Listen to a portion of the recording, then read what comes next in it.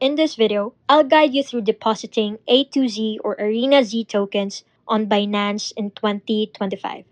Though, please note that token availability can change frequently. First, log into your Binance account and navigate to Assets, then click Spot to access your main wallet. Next, click Add Funds and search for A2Z or Arena Z in the search bar to locate the token. If it's not listed, the token may not be supported on Binance yet. Then choose your preferred network to generate your deposit address. Copy the deposit address and network information carefully. Make sure you're using the correct blockchain network to avoid losing funds. Go to your external wallet or exchange where you're currently holding A2Z tokens and initiate a withdrawal to the Binance address you copied.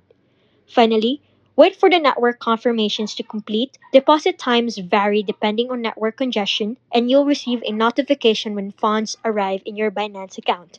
And that's how to deposit A2Z tokens on Binance in 2025.